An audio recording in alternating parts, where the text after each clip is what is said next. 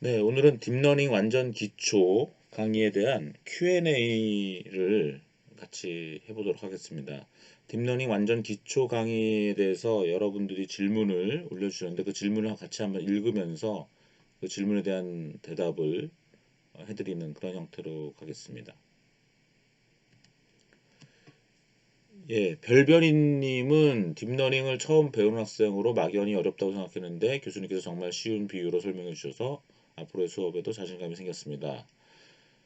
그러면서 궁금한 점이 두 가지 있다 하셨네요. 일단 알파 밸류를 계산할 수 있는 산식이 있는 것인지 아니면 설정값인지 궁금합니다. 그래서 제가 지금 강의 자료에 이렇게 대괄호로 해가지고 간단한 즉답이 될 수 있는 건 제가 이렇게 표시했는데요. 예, 알파 밸류는 계산하는 값이 아니라 설정 값입니다. 제가 예제를 보여드릴 때는 알파는 여기 0.11로 했었죠. 0.11. 이거 0.01로 해도 되고 0.001로 해도 돼요. 예. 이거 둘 다 제가 0.11로 알파 값을 이렇게 했었는데 이건 그냥 제가 설정을 한 것이고 뭐 0.05, 0.03 뭐 이렇게 하셔도 상관은 없습니다. 예. 근데 이제 알파 값에 대한 질문이 많으셨어요. 그래서 예, 그래서 설정 값입니다. 예, 계산할 수 있는 산식이 아니라 그냥 어 인공지능 시스템 또는 딥러닝 또는 아티피셜 뉴럴 네트워크를 학습시키는 사람이 결정을 하는 거죠. 어, 알파 밸류와 세터는 연관성이 있는 것 같은데 사실 연관성 없어요. 예, 전혀 상관이 없습니다. 그래서 없음 제가 이렇게 표시했고요. 많은 데이터를 학습했을 경우 세타와 알파 밸류의 수치와의 적정성에 대한 기준이 있는 것인지 궁금합니다. 그래서 이제 별별이님은 지금 뭐 100% 이해하시지 못한 부분도 있고 다 그래요. 처음에 100%다 이해할 수가 없죠. 그래서 여러분들 질문하신 걸 이렇게 보니까 아 제가 좀 설명이 부족했구나 하는 그런 반성도 하게 되는데 어쨌든 알파 밸류와 세타는 연관성이 없어요. 없고 많은 데이터를 학습했을 경우 세타와 알파 밸류의 수치와의 적정성에 대한 기준. 네, 이건 되게 좋은 질문이에요. 세타는 저절로 학습이 돼야 되는 거고요. 데이터를 학습하는 결과로 바뀌어 나가는 것이 세타고 알파는 과연 적정했는가라는 건 문제가 있어요. 우리가 논의할 만해요. 알파를 여러분들 잘못 설정하면 학습이 안 됩니다. 학습이 아주 느리거나 아예 학습이 안 되는 경우까지 있어요. 뒷부분에 또 보조 자료로 좀 설명을 드리도록 하겠습니다.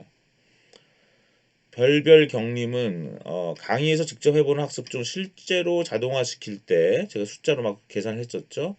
수정해야 할 웨이트가 W1인지 W2인지 판단하고 수정하는 과정이 백프로포게이션에 해당되는 건가요? 아니요. 지금 저는 백프로포게이션 아직 강의도 안 했죠, 거의. 예, 백프로포게이션은 이제 다음 시간에 할 건데요. 지금은 여러분들은 정말 뭐한 거예요? 이 정말 간단한 거. 두 데이터죠. 예, 요 11, 11이 들어가면 여기 1과 1이 들어가면 1이 나오고 1과 0이 들어가면 0이 나오고 0과 1이 들어가면 0이 나오고 0과 0이 들어가면 0이 나오는 이 데이터에 대해서 아주 가장 간단한 학습을 한번 해본 거고요. 두 번째 데이터셋 2에 대해서는 1이 들어갈 땐 1이 나오고 10이 들어가면 1이 나오고 01이 들어가면 1이 나오고 00이 들어가면 0이 나오는 이런 아주 간단한 또 하나의 데이터셋에 대해서 이 두 가지를 학습시키는 이 세상에서 가장 간단한 뉴럴 네트워크를 가지고 여러분들이 지금 벌써 알파니, 세타니, W니 얘기하고 있는 거예요. 액티베이션 펑션이니. 그러니까 세상 가장 간단한 뉴럴 네트워크를 여러분들이 다른 사람한테도 설명할 수 있어야 돼요. 제 강의를 듣고 당장 이 강의만 듣고 설명하는 거는 오히려 어려울 수 있지만 한 학기 강의를 듣고 나면 이제 여러분들이 다른 사람을 가르칠 수 있는 능력이 생겨야 되는 거죠. 예. 그래서 좀 아주 간단한 네트워크 데이터 두 개를 이렇게 가장 간단한 뉴럴 넷으로 학습하는 방법을 이제 공부하신 겁니다. 그죠? 아직 100 프로포게이션은 얘기도 안 했어요. 거의 이제 가지도 않았어요. 그래서 지금 W1인지 W2인지 판단하고 수정하는 과정. 예, 이거 한번 다시 한번 복습해 볼까요? 처음에 데이터 셋 1에 대해서 처음 그 웨이트는 뭐였어요? 0.2, 0.4 그리고 세타는 0.3으로 우리가 세팅했었잖아요. 그죠? 그럼 처음에 데이터 이 네 가지 데이터 셋에 대해서 다 만족하면 이거 고칠 필요가 없어요. 근데 한번 1과 1이 들어갔을 때 1이 나오나 보죠. 여기 1을 집어넣으면 1 곱하기 0.2 1 곱하기 0.4 해서 서메이션이 6이 되죠. 0.6이 되죠. 0.6이 0.3보다 크니까 이 스텝 펑션에 의해서 크니까 1이 나왔습니다. 첫 번째 데이터셋은 만족을 했어요. 두 번째 데이터셋은 1과 0을 넣었더니 1 곱하기 0.2 0 곱하기 0.4 했더니 0.2가 되죠. 다 더하면 서메이션이 0.3보다 작으니까 어떻게 돼요? 0이 나오죠. 스텝 펑션에서 0이 나오죠. 예, 요거 제가 또 설명을 잘 이해를 못하는 다시 한번 서메이션이 0보다 뭐 0.3보다 작다라 하지 말고 그럼 차라리 요 스텝 펑션을 그대로 쓰려면 어떻게 돼요? 첫 번째 다시 할게요. 1 곱하기 0.2 요 두 번째 1 곱하기 0.4 하면 0.6이 되죠. 그 다음에 마이너스 1 곱하기 0.3이죠. 그럼 어떻게 돼요? 다 더하면 어떻게 돼요? 0.2 더하기 0.4 더하기 마이너스 0.3을 더하니까 플러스 0.3이 되죠. 플러스 0.3이 0보다 크죠. 왜? 플러스 0.3은 어디에요? 요 그림에서 보면 여기쯤 되죠. 이것이 0보다 크니 여기니까 어떻게 돼요? 1로 나오잖아요. 그래서 1이 나온 거예요. 두 번째도 해볼게요. 1 곱하기 0.2 0 곱하기 0.4 그 다음에 마이너스 1 곱하기 0.3 하면 어떻게 돼요? 0.2 여기 0, 여기 마이너스 0.3 다 더하니까 마이너스 0.1이 되죠. 마이너스 0.1이 되니까 어떻게 돼요? 이 스텝 펑션을 집어넣으면 마이너스 0.1이 여기고 0이 나오죠. 두 번째 데이터까지는 좀 됐어요. 세 번째 데이터가 아마 안 될 거예요. 0, 1 넣어봅시다. 0에다 0을 집어넣고 여기다가 1을 집어넣으면 0 곱하기 0.2 1 곱하기 0.4 그 다음에 마이너스 1 곱하기 0.3 하면 어떻게 돼요? 0이고 여기 0.4고 여기 마이너스 0.3이니까 다 더하면 0.1이 나오죠. 0.1을 여기 에트펜션에 집어넣으면 여기 1이 나오죠. 근데 0이 나왔잖아요. 에러가 났습니다. 에러가 날 때는 일단 W1 아니면 W2 아니면 세타를 고쳐야 돼요. 이 중에 뭘 고치느냐 그랬죠? 예. 이걸 고쳐야 되는데 에러가 났잖아요. 에러가 났다는 거 에러가 0이 아니죠? 에러가 0이 아니죠. 여기 0이 아니에요. 알파도 0이 아니에요. 그럼 어떻게 돼요? XI가 또 0이 아니어야 되죠. XI는 이 경우는 지금 이 세 번째 데이터셋은 여기는 몇이었어요? 0이었죠. 0. 여기는 1이었죠. 그 다음에 이 W는 세타랑 똑같다 그랬죠. 여기서는 뭐야? 늘 마이너스 1. 그래서 W1은 안 고쳐도 되고요. 0이 들어갔으니까 W2랑 세타는 고치게 되는 거예요. 예, 지금 질문을 하신 여기 요거죠.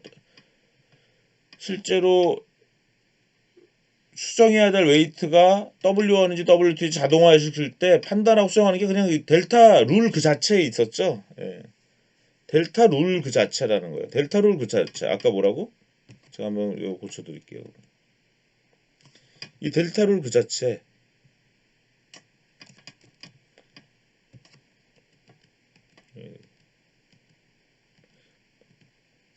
우리 손으로 했는데 자동화할 때는 이 델타 룰을 그냥 적용해서 계산하는 거죠. 델타 룰 그 자체. 이거 잘 카피해야 될지 모르겠는데. 올려놓을게요. 예, 이거예요. 델타 룰 그 자체가 좀 작게 해보면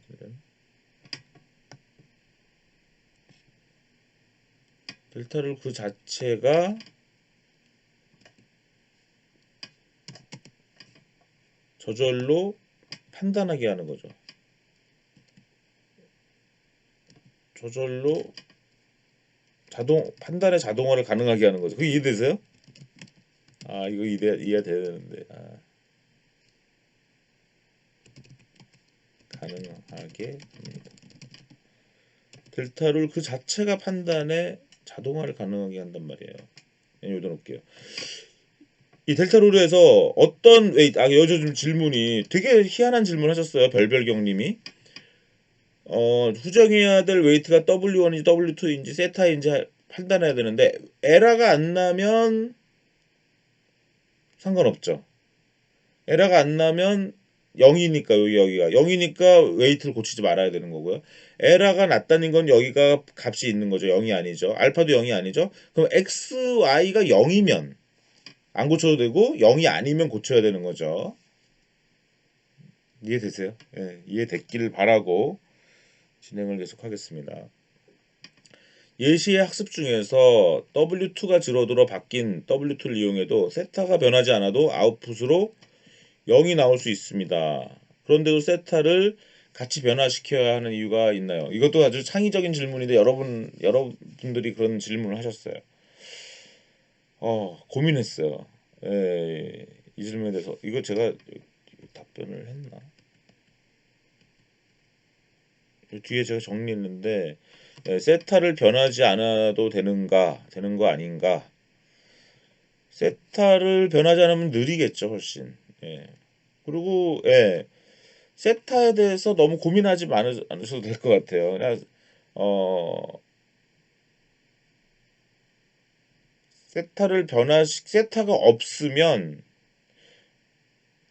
세타가 없으면 더 느리게 된다. 그렇게 그냥 일단은 말씀을 드릴게요.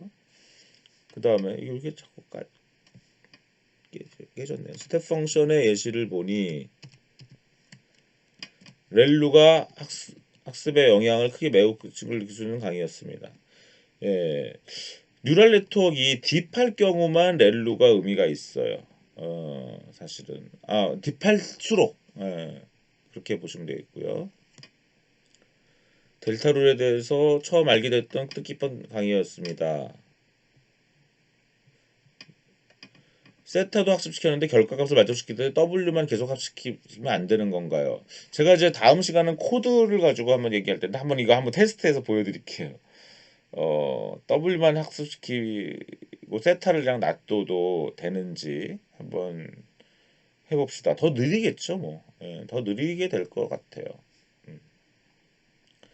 예를 들어서 뭐 또 비슷한 질문을 또 하셨는데 별별현님도 당연히 여러분들 지금 된 거를 얘기를 했을 뿐이고 세타를 학습 안 시켜도 되는 경우는 있겠죠.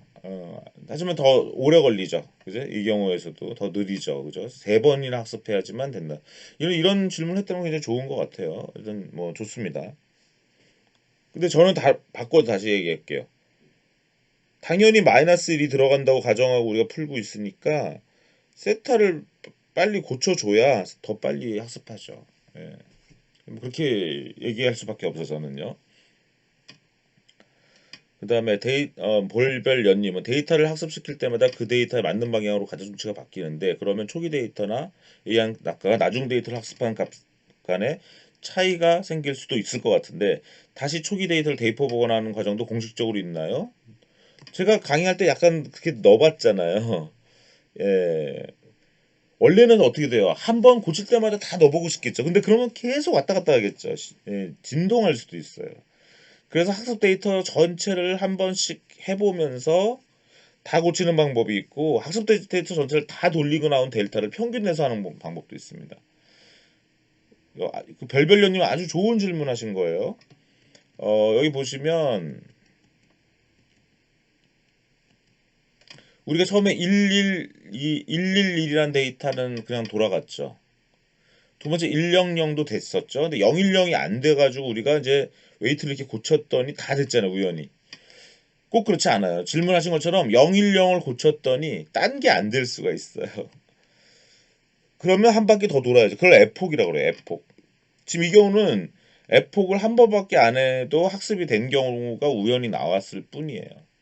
근데 여러분들 알파를 만약 되게 줄여보세요. 0.11로 안 하고 0.03으로만 해도 F폭을 여러 번 돌려야지만 학습이 될 겁니다. 그죠? 이거 코드할 때 한번 다 해볼 수도 있는데 어쨌든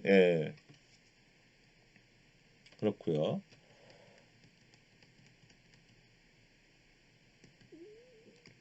그 다음에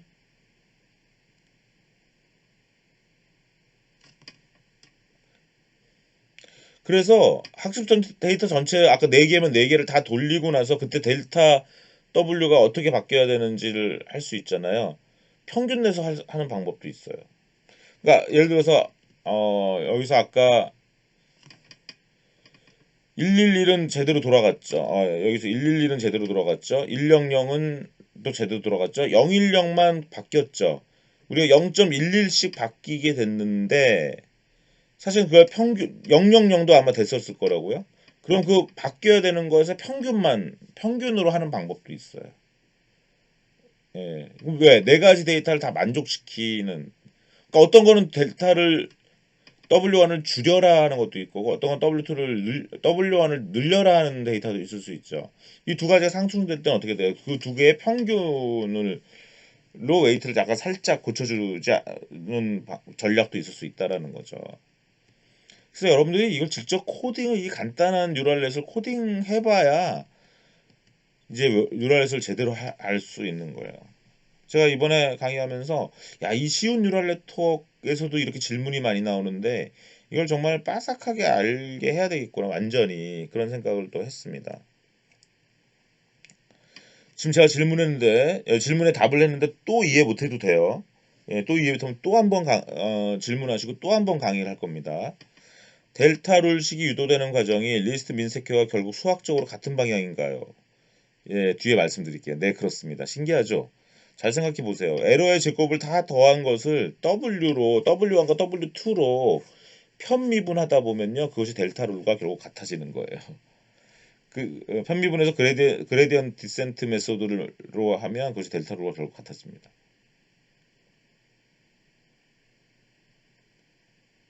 신기하죠? 이해되세요? 보세요. 요게 사실 델타 룰에 다른 데서 보면 이제 이런 얘기가 나오는데요. 이거를 제가 추가적으로 한번 해야 될 수도 있겠다. 제가 아예 만들게요.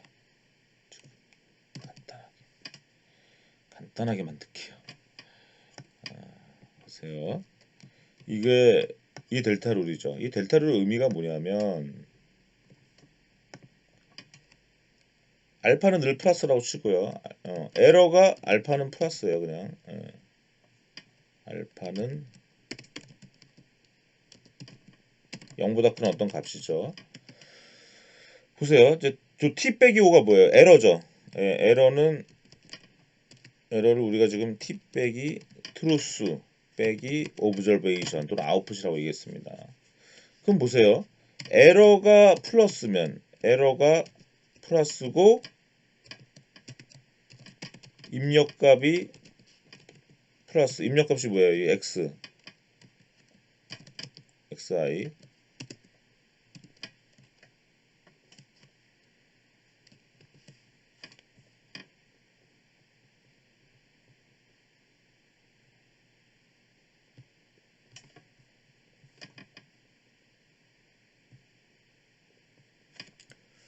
글씨의 첨자를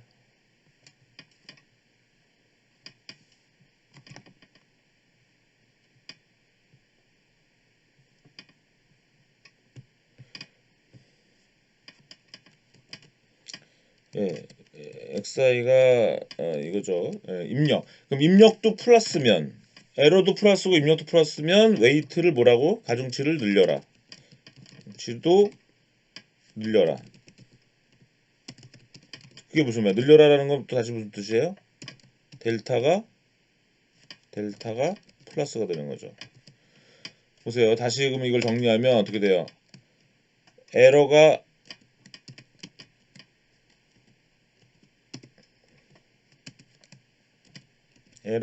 플러스고 입력이 플러스면 델타도 플러스. 그 왜 그래요? 에러가 플러스라는 것만 트루스보다 아웃풋이 작았다는 거죠. 그럼 아웃풋이 더 커지려면 어떻게 돼요? 커지려면 그 사이에 입력이 플러스였으면 웨이트도 원래 더 커졌어야 된다는 거예요. 이해되세요? 이게 참 온라인 강의에 약간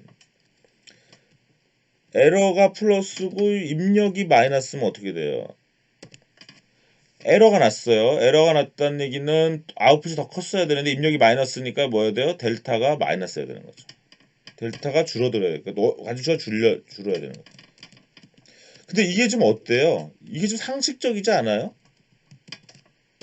에러가 마이너스고 입력이 플러스면 어떻게 돼요? 델타가 마이너스고.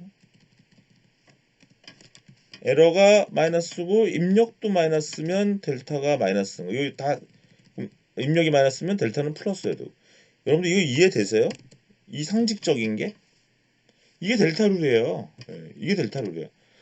그런데 이 상식적인 델타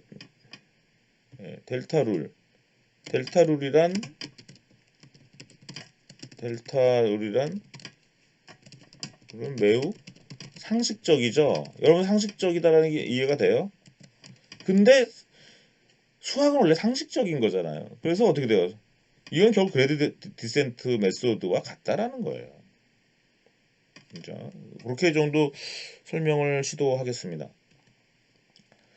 그 다음에 별별 안님은 딥러닝에 대한 배경 지식이 맞지 않았음에도 딥러닝에 대해서 아주 알기 쉽게 설명해줘서 많은 딥러닝에 많은 도움이 되었습니다. 경사하강법을 통해 에러를 미분하여 베스트 가중치값을 값을 찾는 과정 중 로컬 솔루션에 머물 위험이 존재하지만 이를 피하기 위해 많은 알고리즘적 접근 방식이 있다는 걸 알게 되었습니다. 제가 타부 서치라는 것도 있다. 시뮬레이티드 어닐링이라는 게 있다. 지네틱 알고리즘도 사실 그런 거다. 수없이 있어요. 수없이 많아요. 수백 수천 가지가 있어요. 사실. 뉴럴 네트워크 학습 방법 중 경사하강법 중 델타 룰을 직접 손으로 계산해 보면서 인풋 가중치 추정하고 알고리즘 학습하는 방법에 대해서 공부할 수 있는 좋은 수업이었습니다. 질문을 바로 갈 걸. 실습 예제의 AND OR 학습 모델에서 역치값을 계산하기 위한 인풋은 모두 마이너스 1값을 갖고 있는데 계산을 편하기 위해서 마이너스를 고정한 것. 이 부분을 여러분 잘 이해가 안 가시셨나 봐요. 뭐보다 크다 작다라는 그 부등식을 표현하려다 보니 마이너스 1이 된 거예요. 이해됐어요? 이 부등식이 뭐예요? W1 곱하기 X1 그 다음에 W2 곱하기 X2가 스레시오들보다 크냐 하잖아요. 세타. 그죠? 근데 이거를 여러분 부등식을 만들어 봐요. 왼쪽으로 옮겨 봐요. 그럼 어떻게 돼요? W1 곱하기 그건 그대로고 이거는 어떻게 변환이 돼요? 다시 W 그대로고 마이너스 세타가 되잖아요. 세타는 뭐 0보다 크냐 뭐 이런 예? 그럼 그 세타가 뭐가 돼요? 다시 이거는 모 곱하기 매수로 보는 거예요. 우리가 지금 세타라는 것도 하나의 웨이트로서 학습을 시키는 거거든요. 그러니까 이거를 어떻게 돼요? 이건 모 곱하기 뭐예요? 더하기 뭐랑 곱해요? 당시에 웨이트는 세타고 곱하기 마이너스 1이 된단 말이에요.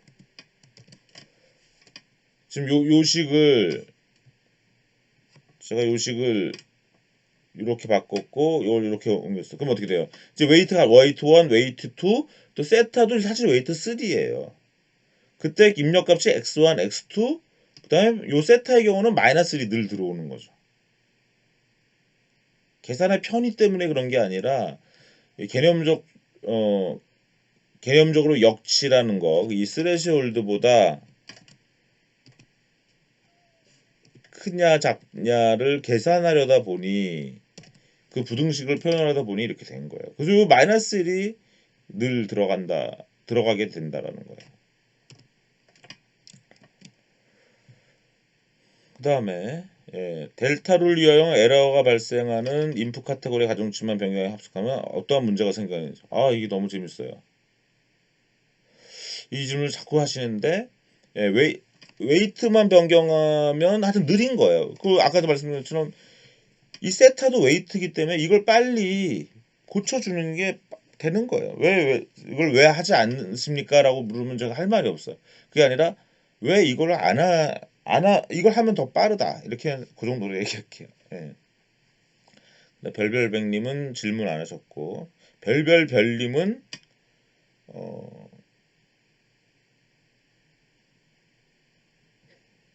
예, 델타 룰에 대해서 공식만 보고 암기만 했었는데 암기를 할 필요가 없어요. 델타 룰은 여러분 이렇게 돼서 완전 델타 룰은 완전히 여러분들 소화를 해야 돼 마음속으로. 이게 결국 이 룰과 똑같다라는 거를 이 개념이 그대로 수학적으로 표현됐다라는 거.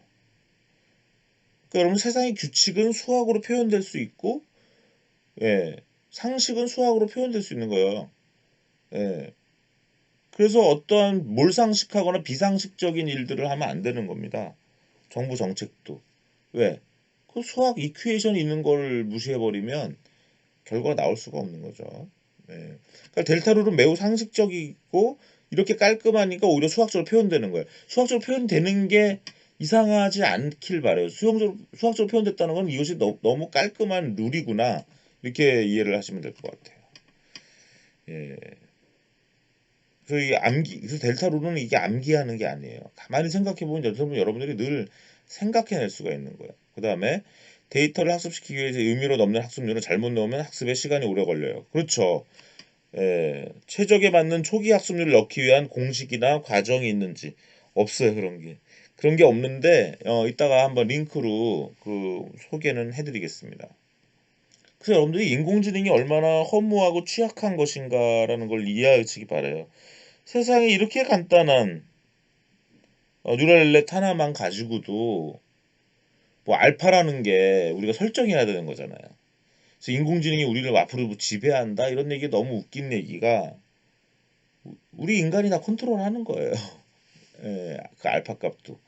지금 가장 간단한 뉴럴넷도 이런데 복잡하면 복잡할수록 더 인간이 많이 만져줘야 돼요. 그러니 뭐 이런 걸 잘 모르는 분들은 인공지능, 뭐 딥러닝 이런 용어만 가지고 이것이 발전하면 우리를 지배한다는 둥 막 이상한 얘기를 하는 거죠. 여러분들이 여기서 숫자 하나만 잘못 써도 다 에러 나게 돼 있잖아요. 그죠? 학습 안 되고 가동이 안 돼요. 예. 별별 필님 딥러닝을 공부하고 연구에 적용 중인데 작동 원리에 대해서 상세히 알려주셔서 이해가 많이 되었습니다. 딥러닝 가중치와 관련한 질문이 있습니다. W0부터 WN까지 n 플러스 1개 가중치를 부여하는 걸 알고 있습니다. W0는 바이어스라는 값으로 보통 1을 부여하거나 사용중에 따라서 정의할 수 있는 것을 알고 있습니다. 역치에 해당하는 그 세타에 해당하는 값이 같은 것을 말씀하시는 것이 맞는가요? 네, 맞습니다. 네, 많은 책에서는 1로 하죠. 저는 여러분 쉽게 그 직관적으로 이해하기 위해서 마이너스를 한 건데요. 똑같은 얘기예요. 예, 만약 1로 하면 예, 마이너스 1로 하면 딱 그 스레시홀드라는 느낌이 오죠. 근데 바이어스는 스레시홀드에다 마이너스 붙인 거예요. 그래서 바이어스는 약간 더해준다라는 개념이 느껴지고 스레시홀드는 비교한다는 느낌이 있죠. 똑같은 거예요, 사실은. 똑같은 얘기입니다. 예. 바이어스나 스레시홀드나 단지 부호만 달라요. 예. 그 다음에 그레디언트 베니싱 프로블럼에 대해서 잠깐 언급하셨었는데 어떤 경우에 발생하는지 자세히 설명할 수 있습니까? 어떤 과정에서 기울값 이게 뭐냐면 여기 그림 제가 드렸나 그때? 예, 여기 잠깐 그렸죠. 예. 지금 여러분들은 얼마나 간단한 뉴럴넷을 해요. 지금 인풋 레이어랑 아웃풋 레이어만 있는 정말 1958년도만을 배우고 있어요, 지금. 근데 앞으로 우리가 이제 이런 레이어가 수십 개, 수백 개짜리의 지금 뉴럴넷이 있다는 것도 좀 알고 있는 거죠. 지금 이 그림에서는 레이어가 몇 개예요? 하나, 둘, 셋, 넷, 다섯, 여섯, 일곱, 여덟, 아홉, 열, 열하나, 열둘, 열셋, 한 14개쯤 되는데 에러는 어디서 표현되죠? 살짝 요 히든 레이어에서는 에러가 표현이 안 돼요. 여기서만 표현된단 말이에요, 에러가. 그러니까 여기서 에러가 났어요. 그럼 이제 우리가 백 프로포게이션이라는 걸 배울 텐데 이 에러를 고치기 위해서 이 에러를 뒤로 빼거든요. 근데 알파도 막 곱해지고 막 이러기 때문에 에러가 작아져요. 그 프로포게이션 되는 에러는 점점 여기를 거쳐 뒤로 갈수록 이렇게 여기 좀 희미해졌죠. 예, 이 그레디언트가 작아져서 여기서는 에러가 나는데 여기서 안 고쳐진다는 거예요. 근데 여기를 빨리 고쳐야 될 거 아니에요. 여기서 에러가 나가지고 여기서 에러가 나서 여기서 에러가 나는 건데 맨날 여기서만 에러가 나고 여기서는 에러가 안 난 줄 알고 안 고쳐진다는 거예요. 이런 시그모이드 함수나 기존의 액티베이션 펑션을 쓰면. 근데 렐루라는 함수를 쓰면 그렇지 않다라는 거예요. 일단 그렇게만 이해하고 넘어가세요. 다음 뒤에 또 말씀을 드리겠습니다. 좋은 질문 하셨습니다. 네, 그래서 여기에 지금 질문하신 게 예,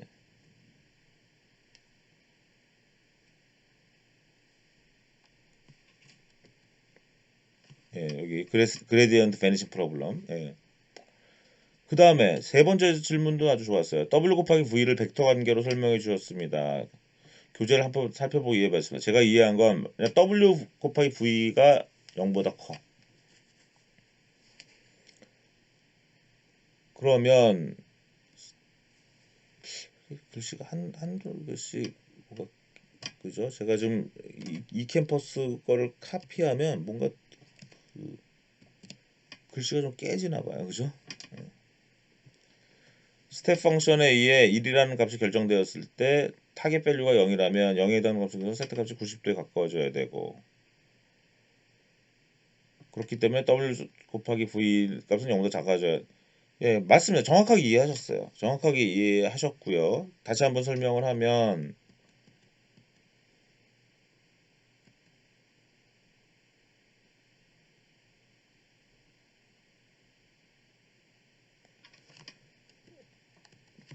보세요. W가 있고 V가 있어. 곱하면 어떻게 돼? 이 경우는 0 마이너스가 나오겠죠. 그런 마이너스가 나와야 되는데 플러스가 나와야 되면 어떻게 돼요? 얘네들을 좁혀줘야 되는데 서로 더 닮아야 되니까 W가 V에 더 가까워 닮아야 된다. 그러니까 학습을 이 V만큼 해가지고 더해줘야 된다라는 의미죠.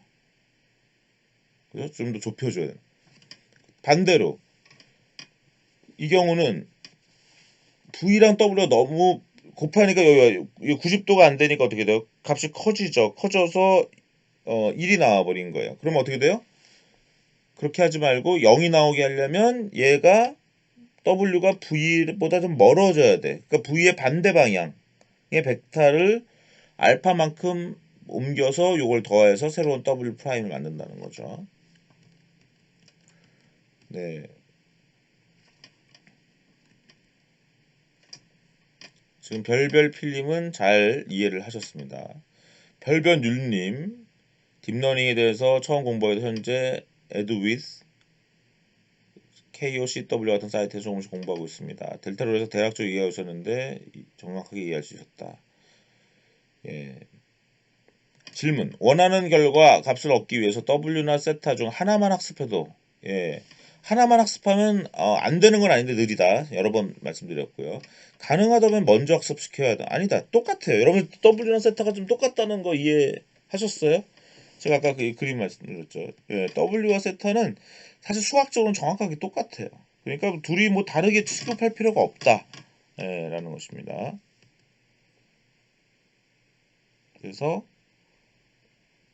어디 있죠?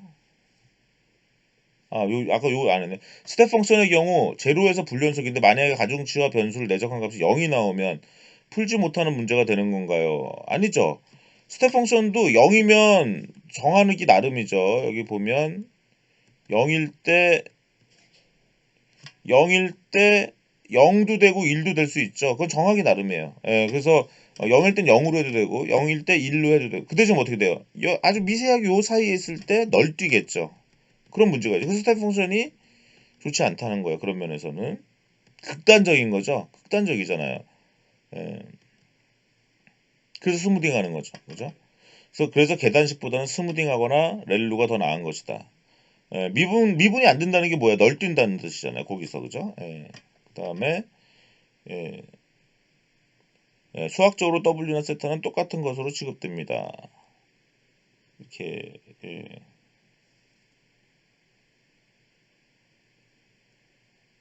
델타룰의 한계라는 게 아니에요. 델타룰은 그냥 직관적으로 이해하시면 됩니다. 그 다음에 학습률을 작게 하면 최적의 값을 구할 수 있다는 생각이 드는데 아니에요. 작다고 꼭 좋은 건 아니에요. 오히려 로컬에 빠집니다. 지금 여러분들은 너무 간단한 뉴럴넷만 공부했는데 복잡하게 될수록 알파가 너무 작아도 안 돼요. 알파가 너무 커도 안 되고 너무 작아도 안 돼요. 맞습니다. 작으면 느려요. 학습을 오래 하는 문제가 생겨요. 작으면 로컬에 빠질 위험도 있고 느립니다. 학습률의 크기를 정하는 방법은 따로 있는 건가요? 따로 없습니다. 하지만 약간의 방법론이 있기 때문에 제가 오늘 간단하게 일단 링크를 소개해드리고 또 말씀을 드릴 거예요. 나중에. 아니면 여러분들 링크를 드렸으니까 공부를 좀 하시면 될 것 같아요. 그 다음에 별별애님, 액티베이션 펑션, 활성 함수를 사용할 때 어떤 경우에 어떤 함수로 적용해야 되는지, 그건 이제 링크로 드릴게요.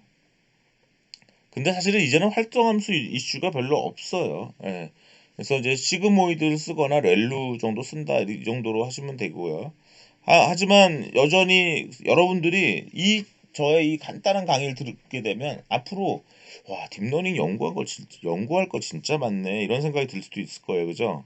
이 간단한 거에서도 여러 옵션이 있잖아요.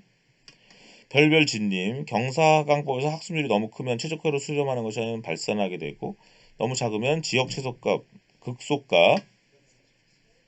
극소값을 최적화로 오해할 수. 여러분들이 이제 타이핑 에러가 있으니까 제가 좀 고치는 게 낫겠어요.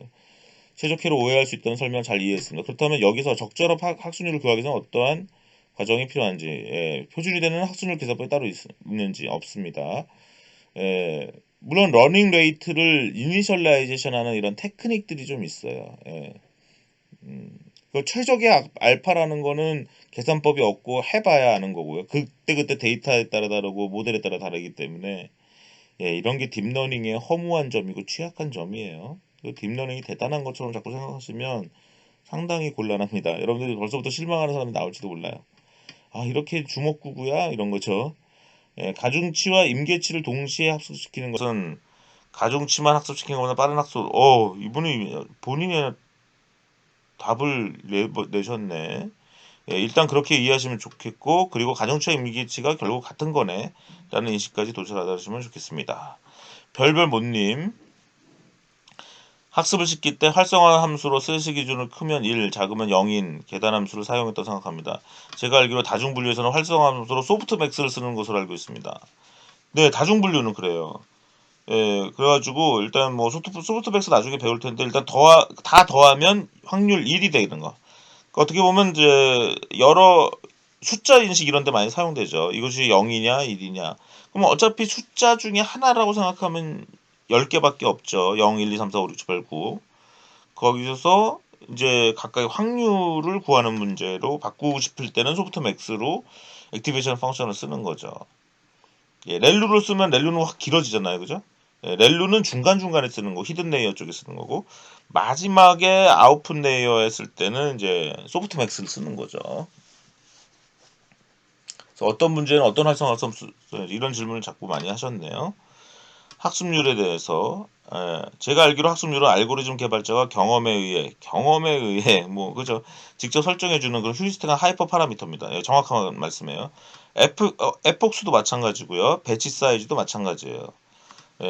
배치 사이즈 나중에 얘기할게요. 이제 데이터가 많아지면, 커지면, 아까 그 웨이트를 바꿔주는, 그 웨이트에 제가 평균을 한다 그랬죠. 그때 그 배치 사이즈라고요. 그죠? 이것도 역시 하이퍼 파라미터예요. 이런 하이퍼 파라미터는 최적의 값을 구하는 방법이 없고 오직 휴리스틱한 방법에 의존해요. 맞아요.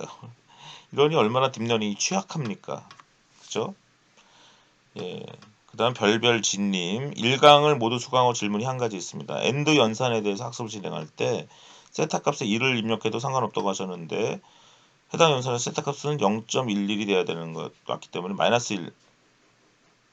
마이너스 부호만 바뀌는 거예요. 세타에 입력하는 걸 우리가 1로, 이제 앞으로 여러분 처음 저한테 배울 때는 마이너스 1로 해서 이해하기 좋게 배웠지만, 앞으로는 다 아마 1을 쓸 거예요. 딴 그런 프로그래밍에서는. 그래서 저는 마이너스 1로 설명해야 이해가 쉽기 때문에 그렇게 한 거고요. 1이 들어가도 어차피 그 세타 값의 부호만 바뀌면 되는 것입니다. 그래서 대부분 그냥 1을 쓰기도 하는데, 설명할 때는 마이너스 1이 쉬울 것 같네요 라고 제가 일단 글을 써놨습니다. 그 다음에 별별원님, 궁금한 점이 학습시킨다는 표현이 정답에 대한 가중치에 관한 것인지 확인하고 싶고, 가중치를 변화시키는 것이 학습이고, 그렇게 함으로써 정답을 찾게 하는. 학습하는 거는 가중치, 정확하게 W랑 세타를 고치는 거예요. 제가 보니까 요거를 지난번 강의할 때 요거 빠뜨렸더라고. 요 밑에 제가 대학교 2학년 때 조직행동론을 배울 때 저희 이무신 교수님이라고 계셨는데 이무신 교수님한테 가르침을 받은 게 그때 러닝과 애티튜드라는 것의 영어 정의를 배웠어요. 이 러닝은 뭐냐? 체인지 인 애티튜드란 말이에요. 애티튜드는 뭐냐? A way of response to stimul이라는 거예요. 그러면 이걸 뉴럴 네트워크 관점에서 보면 어떻게 돼요? 리스폰스라는 건 뭐냐? 여기서 the response to stimul이라는 건 뭐냐? weighted propagation of input signals to output. 그리고 learning이라는 건 뭐냐? the change of the weight. 그 디렉션 오브 러닝이라는 건 뭐냐? 결국은 그 에러를 미니마이즈하는 에포트에 의해서. 그러나 딥러닝의 경우 지금 옵티멀 솔루션을 개런티하지 않는다. 이게 지금 딥러닝이라는 거예요. 그래서 우리가 조직 행동론에서 배우는 러닝이라는 관점과도 결합이 되는 거예요.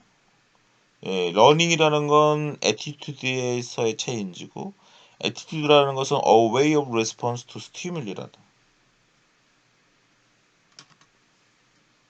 결국 뉴럴 네트워크 딱 그림이 나오죠. 왜? 예, 여기 인풋이 들어왔을 때 어떻게 반응하느냐가 그걸 애티튜드라고 그래요. 그 애티튜드의 체인지가 러닝이에요. 근데 러닝은 무엇이 바뀌는 거예요? 요 웨이트가 바뀌는 거죠. 근데 그 웨이터에 아까 하나 더 있다는 요 인풋 요 1로 표시되어 있네. 1. 1이 뭐예요? 이 웨이트 제로. 여기 마이어스. 그죠? 또는 스레시홀드라고 표현되는 거예요. 예. 좋은 질문 하셨고요. 예, 그래서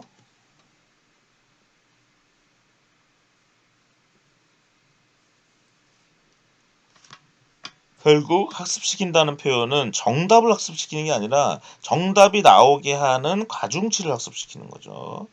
그래서 가중치를 변화시키는 것이 학습이고 그렇게 함으로써 정답을 찾게 하는 거죠. 그 다음에 가중치 W는 진실값 빼기 관찰값이라고 하셨다. 이 말은 무슨 말인지 모르겠어요. 예, 그렇지 않아요. 이거는 진실값과 관찰값이 일치하는 데이터셋이 아니라 진실값과 관찰값이 일치하는 웨이트를 찾는 거죠. 그죠? 그래서 벨버거님은 조금 오해가 있는 것 같아요. 진실값과 관찰값이 일치하지 않는 게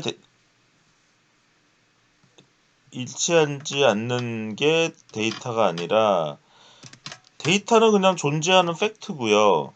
그 팩트를 만족시키는 뉴럴 넷을 우리가 만들려고 웨이트를 고치는 거죠. 데이터로 작동하지 않는 뉴럴 넷이 나타날 때, 예, 그럴 때 우리가 웨이트를 고치는 거예요. 그리고 W는 항상 변하는 게 아니에요. 어떤 새로운 데이터를 만족 못할 때만 변화. 여러분 학습을 할 필요가 없어요. 여러분들 세상 살 때 갑자기 충격을 받는다는 건 뭐예요? 내가 그동안 이렇게 하면 이렇게 행동하면 되는 줄 알았는데 잘 틀렸었네? 그게 무슨 일이에요? 여러분 충격이 왔죠. 그 뭐야? 여러분들이 뭐 해야 될 때요? 웨이트를 바꿔야 될 때인 거예요.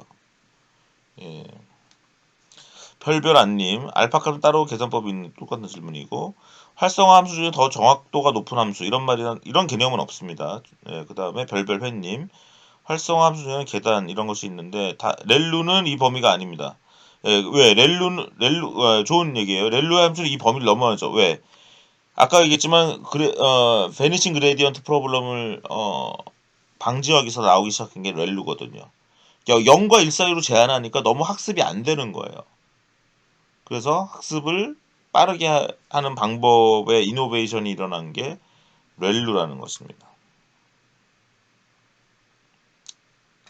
세타 값이 마이너스 1, 1로 책마다 다르게 설정되어 있다고 했는데 예, 필수로 고정될 필요가 없습니다. 아까 했지만 마이너스 1로 하면 더 이해가 쉽고 역치라는 것을 이해할 수 있게 되고 1로 이해하면 세타 값이 마이너스 1 이게 아니에요. 이것도 질문이 좀 잘못된 건데 세타 값이 마이너스 1로 책마다 다르게 설정이 아니라 세타 값에 들어가는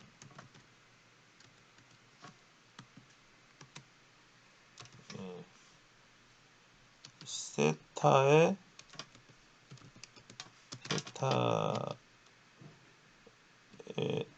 들어가는 입력값 세타에 곱해지는 거죠. 뭐 세타에 곱해지는 입력값이 마이너스 1 또는 1. 예, 이런 뜻이에요. 예.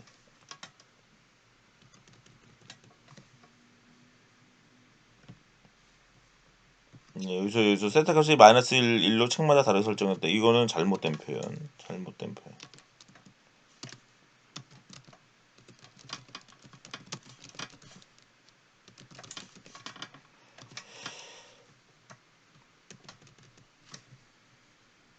예, 여러 번 좀 답변을 드렸으니까 그 정도면 충분할 것 같다고 생각하고, 더 이해가 안 되면 한 번 더 질문을 해주시기 바랍니다. 그 다음에 강별별님, 딥러닝 강의에서 아무도 설명해주지 않고 그냥 넘어갔던 부분과 이론에 대해서 매우 쉽게 설명해주셔서 감사합니다. 그쵸? 다른 사람들은 막 이거 너무 대충 넘어가요. 계단수 설명 시 0일 때 미분이 안 되죠. 미분이 안 되는 게, 그죠? 미분이 안 된다는 건 뭐예요? 이게 그때 끊어져 있거나 아니면 되게 극단적으로 널뛰게 한다는 거잖아요. 그러니까 어떻게 돼요? 스무스한 러닝이 안 되는 거죠, 뭐. 그죠? 최근 렐루를 많이 접하고 얘기하고 있는데, 이것도 참 창의적인 질문이에요. 0 이하일 땐 모두 0으로 계산되는 것처럼, 양일 때는 계산 가능한데. 그 뭐냐면 이런 거예요. 얘가 수염이 있다. 수염이 있는 동물과 수염이 없는 동물. 근데 수염이 있는데 수염이 상당하게 있다. 또는 수염이 확실하게 있다 할 때 양의 값을 크게 주는 거죠. 근데 없으면 그냥 없는 거지. 확실하게 없다? 이상하잖아요. 그냥 없으면 없다. 근데 있으면 상당히 확률이 높게 있다 이렇게 표현하기 때문에 렐루가 좀 의미가 있는 건데, 그렇게 렐루를 안 하고 그냥 리니어하게 마이너스면 마이너스로 할 수도 있겠죠. 그러면 없는데 너무 마이너스 값이 커져가지고 그것도 문제가 될 수 있기 때문에 렐루라는 게 그래서 의미가 있는 거예요. 근데 여러분들 이런 질문을 자꾸 하는 게 좋아요. 여기 강별별님처럼. 그러면 새로운 뉴럴넷을 여러분들이 연구할 수 있는 거예요. 아주 좋은 질문이에요. 이런 질문들이. 좀 엉뚱한 질문이지만 이런 질문이 있어야 너무 좋은 질문이에요. 좋은 질문.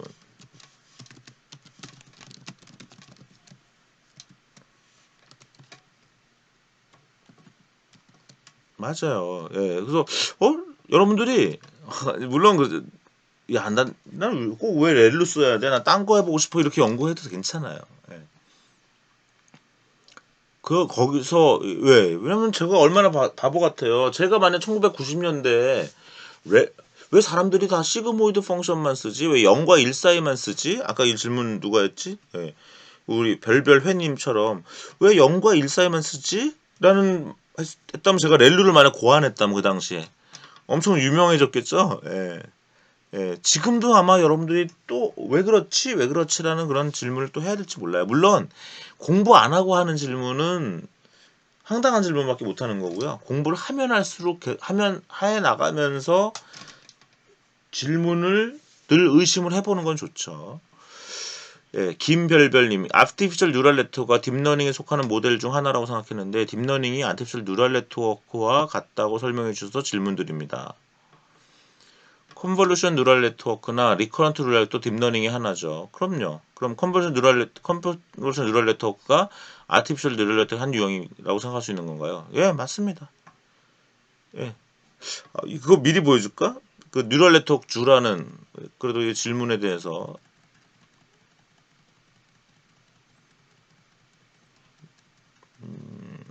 이거 해보세요. 예. 이걸 지금 그냥 미리 가져올게요. 뭐 미리 가져올까요? 질문이 나왔으니까 일단.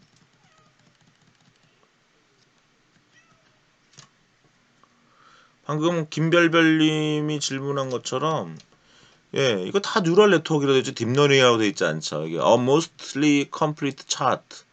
이거 그래도 2016년이니까 벌써 또 업데이트 돼야 되지만 여러분들 지금 이 수많은 뉴럴 네트워크 구조 중에 여러분들 뭐 배운 거예요? 지금 현재 요거 하나 배운 거예요. 가장 간단한 걸음마 하고 있죠. 걸음마.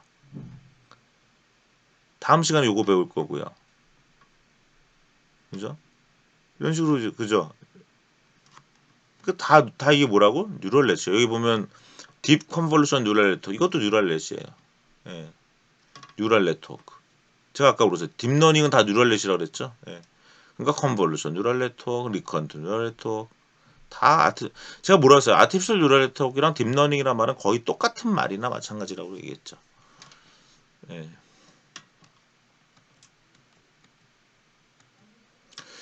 재미있는 질문. 알파를 최적화 계산할 수 있는 방법이 있는 것인가? 라는 질문을 하셨어요.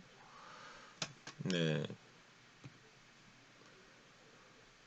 그 다음에 세타를 변화시키지 않아도 되는가? 델타 규칙 결국 리스크 스퀘어 메소드인가? 액티브 펑션은 어떤 경우에 어떤 것을 써야 하는가? 네, 링크를 보여드릴게요. 알파를 최적화하거나 계산할 수 있는 방법이 있는 것인가? 한번 눌러볼게요. 여기 보시면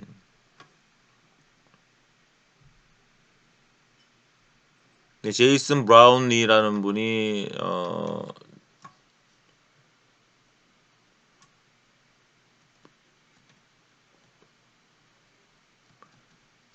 이제 간단하게 잘 설명했던데 보세요. 여기 Running rate controls how quickly or slowly. 예, 러닝 레이트를 잘 조절하면 뉴럴넷이 빨리 학습하는지 느리게 학습하는지. 그죠? 이제 이런 것들에 영향을 미친다는 건데요. 여기 보면 이제 러닝 레이트가 뭐냐. 예, 여러 그 책들에 그걸 인용하면서 이렇게 하고 있어요. 여기 보면 러닝 이거 이안 굿펠로우랑 누구야? 그 조슈아 벤지오 이런 분들이 쓴 책, 그 책을 소개하면서 예, 러닝 레이트라는 건 어떤 포지티브 이 책 있죠. 예, 우리 교재 제가 올려드렸죠. 그래서 이 책에서 러닝 레이트라는 건 포지티브한 스칼라인데 determining the size of the step. 예, 입니다. 뭐 그죠? 그 다음에 여기 보면 뭐 디, 어, 0.1 보통은 옛날에 이 정도 디폴트 제가 저번에 0.11 했었죠. 그죠? 0.11 예, 우리 첫 수업 시간에 그렇게 했었습니다. 예. 그 다음에 the learning rate hyperparameter controls the rate or speed at which the model learns. 예, 지금 계속 우리가 얘기했던 거고요. 여기 보시면 when the learning rate is too large, 러닝 레이트가 굉장히 클 때는 그레이드 디센트 메소드가 그레이드 디센트가 오히려 트레이닝 에러를 줄이기보다 오히려 늘릴 수 있다. 러닝 레이트가 너무 작으면 트레이닝이 느려질 뿐만 아니라 그 다음에 결국은 스탁될 수 있다. 그러니까 로컬 옵티머에 빠질 수 있다. 그죠? 그 다음에 월스트 케이스에서는 웨이트 업데이트가 너무 높은 러닝 레이트가 되면 웨이트가 점점 더 커져. 그래가지고 아예 누메리컬 오버플로우가 이럴 수도 있대요. 그죠? 그래서 러닝 레이트가 너무 큰 거는 이건 뭐 말이 안 돼요. 그래서 러닝 레이트는 0.1보다는 거의 0.15 이하가 돼야 돼요. 굉장히 작아야 돼요. 작을 필요가 있어. 더 많이 상당히 작아야 돼요, 사실은. 예. 그럼 어떻게 컨트롤 하느냐? How to configure learning rate. 예. 여기 보시면 the learning rate is perhaps the most important hyperparameter. 그죠? 그런데 in general it is not possible to calculate the best learning rate appropriate. 미리 알 수는 없다라는 거예요. 그 다음에 typical values for a neural net with standardized input. 보통 0과 1 사이의 인풋을 갖는 그러한 뉴럴넷의 경우에 러닝 레이터는 1보다 작고 그 다음에 10의 마이너스 6승보다는 크다. 그죠? 예. 그 다음에 여기 보면 default value of 0.01 typically works for standard multi-layer neural network. 예. 0.01 정도가 좋다. 그런데 무조건 여기에 의존하는 건 되게 또 풀리시한 거다. 무조건 0.01만 쓰면 안 된다는 거예요. 이게 참 골치 아프죠. 그래서 여러 개 좀 고쳐봐야 돼요. 잘 안 될 때는 러닝 레이트 때문에 안 될 수가 있기 때문에 그런 걸 고쳐봐요. 이 수많은 책에서 러닝 레이트에 대한 이야기들 하고 있는 걸 소개하고 있죠. 제가 이 정도 링크를 보면 여러분들이 쭉 공부를 해보실 수가 있을 거예요. 이 같은 저자가 쓴 거예요. 두 번째 링크는. 그 다음에 세 번째 링크도 볼까요? 제 방이 좀 인터넷이 느린가 봐.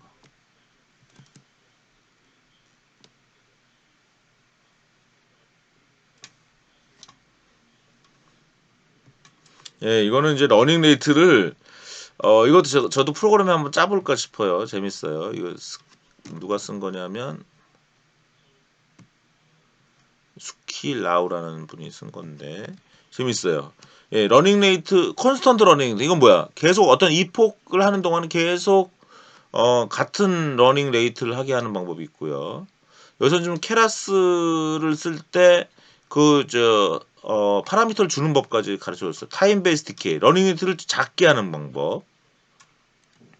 그죠? 그 다음에 러닝 레이트를 스텝으로 줄어들게 하는 방법. 익스포넨셜 디케이.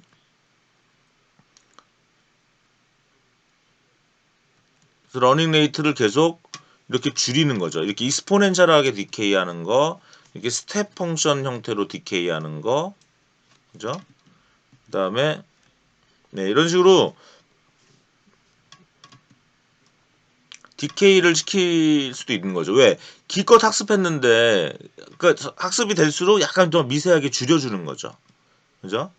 예, 이해가 되죠? 예, 그 정도 이해하시면 되겠습니다. 요거 한번 링크 눌러보시고요.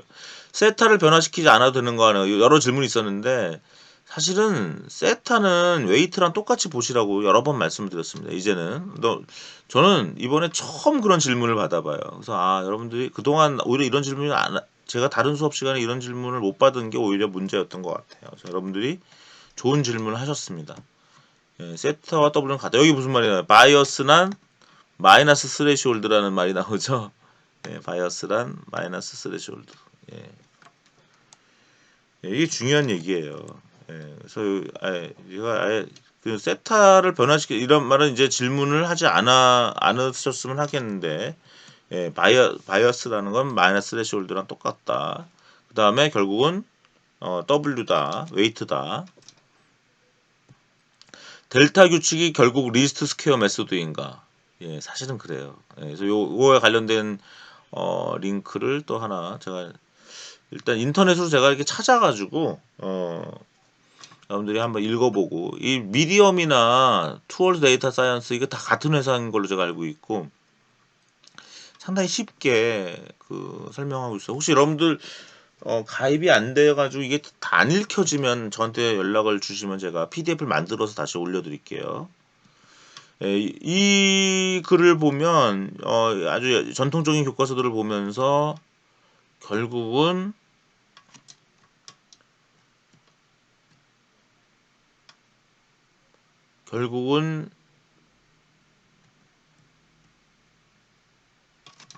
델타 룰이라는 것이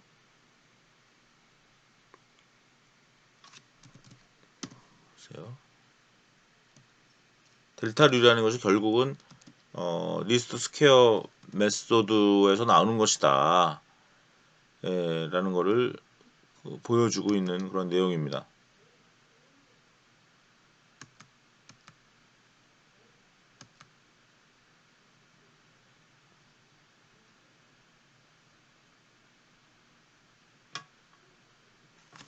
여기 보면 this particular error measure is attractive because it's derivative. 그래서 미분값이 결국은 이제 델타 룰로 표현이 되는 거니까요. 예. 그래서 결국은 결국 이 이퀘이션이 그 미분에 의해서 델타 룰로 다시 설명이 될 수 있는 거죠. 그죠? 그래서 요게 지금 여러분들 질문에 좋은 질문 하셨고 그 질문에 대한 답이 된다 보시면 되겠습니다. 예, 델타 규칙이 결국은 리스트 스퀘어 매스다. 액티베이션 펑션은 어떤 경우에 어떤 것을 써야 되냐는 질문이 많이 있었는데 되게 할 법할 만한 질문이고요. 그것에 관련된 링크 3개를 드립니다.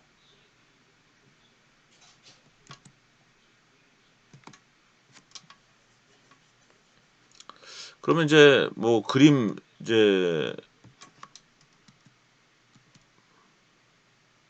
액티베이션 펑션이 뭐냐, 뭐 넌리니어리티가 있는 거, 렐루에도 여러 가지 또 베리에이션들이 있어요. 예, 리키 유닛이라고 그래가지고 예, 리키 유닛이라는 그 렐루가 있고요.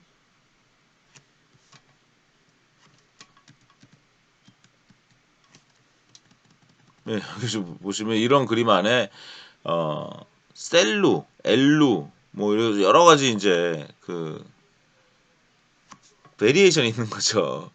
예, 리킬렐루도 있고요. 예, 익스포넨셜 유닛을 넣기도 하고. 그러니까 뭐 여러 학자들이 이런 여러 가지 액티베이션 펑션에 대한 실험도 했겠죠. 논문이 부지기수 있는 겁니다. 이런 거에. 이 링크들을 하나씩 다 눌러보면은 여러분들이 좀 쉽게 편하게 읽을 수가 있을 겁니다.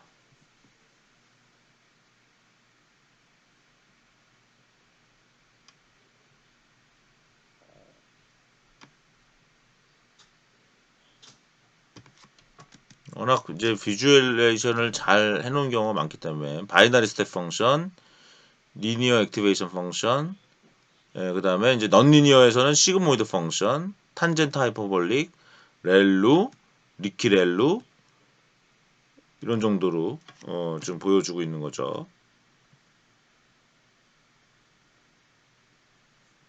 네, 지금 조금 느리네. 너무 느립니다. 지금.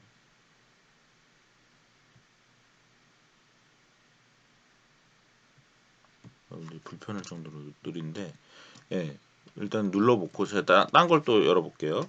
세 번째,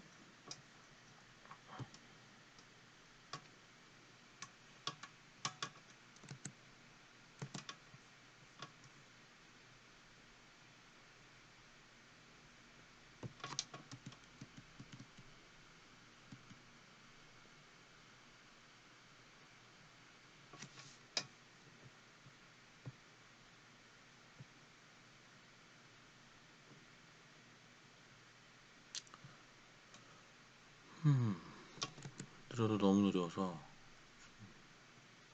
제가 뭘 보여드리기가 어려울 정도네요. 아니면 이게 이럴 리가 없는데.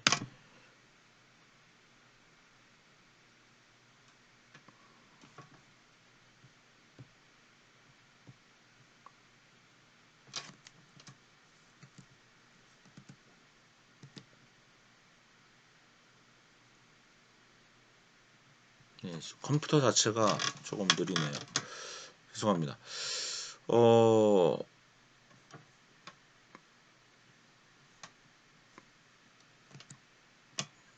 예.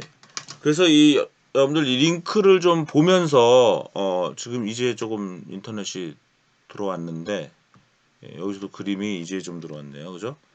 예, 액티베이션 펑션에서 뭐 바이너리 스텝 펑션, 그죠? 리니어 액티베이션 펑션. 이거 완전 리니어한 거죠. 예. 아까 왜 렐루는 여기서 0일 땐 0이냐? 예. 이건 너무 밋밋해 가지고 마이너스 값을 너무 오버해서 반응할 가능성이 있는 거죠. 시그모이드, 탄젠트 하이퍼볼릭. 렐루가 지금 스타예요, 스타. 지금. 예, 렐루를 많이 쓴다고 말씀드렸어요. 그 다음에 이제 렐루의 단점, 아까 뭐 누가 마이너스를 좀 반영해야 되는 거 아니냐, 이거 리키 렐루, 그죠? 그래서 여러분들의 그 생각이 다 틀린 게 아니에요. 다 누군가가 이런 것들을 다 고민을 해서 연구를 했단 말이죠. 예, 요 링크도 한번 보시면 어떻게 이걸 추주할 거냐, 뭐 이런 언제 이걸 어떤 액티베이션 펑션을 쓸 거냐, 뭐 이런 건데, 예, 시그모이드는 이렇게 생긴 거고, 시그모이드는 마이너스가 없는 거고, 탄젠트는 탄젠트 하이퍼는 마이너스 1이 있는 거예요. 그러니까 1과 마이너스 1로 액티베이션 시킬 거냐 0과 1 사이로 액티베이션 시킬 거냐에 따라서 또 모양은 비슷하지만 다르게 쓸 수 있는 거죠. 그 다음에 스텝 펑션 있고 리니어 액티베이션 펑션 그죠? 탄젠트 하이퍼볼릭 렐루 리크렐루 예, 설명하는 게 비슷비슷하죠. 여기 보면 스위시라는 것도 있어요. 스위시 예, 이건 구글이 만들었다고 하네 그죠? 예, 스위시 소프트맥스, 이 소프트맥스 나중에 이제 컨볼루션 뉴럴 네트워크 공부하거나 이럴 때 자연스럽게 또 배우시면 되겠습니다. 예, 그래서 여러 액티베이션 펑션이 있구나라는 것들을 보고 역시 이것도 뭐예요? 결국 여러분들 딥러닝을 공부하다 보니까 야 이거 다 사람이 하는 거네. 사람이 러닝 레이트 정해야 되고 적어도 우리가 지금 러닝 레이트랑 액티베이션 펑션 정해야 되고 또 이제 프로그램 짜다 보면 모멘텀 결정해 줘야 되고요. 뭐 이런 것들이 있어요. 예. 예, 오늘 여기까지 하겠습니다. 여러분들의 질문을 받았고 그 질문에 대한 답변을 하는 형태로 강의를 구성해 봤고요. 예, 또 질문 있으면 또 질문을 또 하시면 되겠습니다. 예, 마치겠습니다.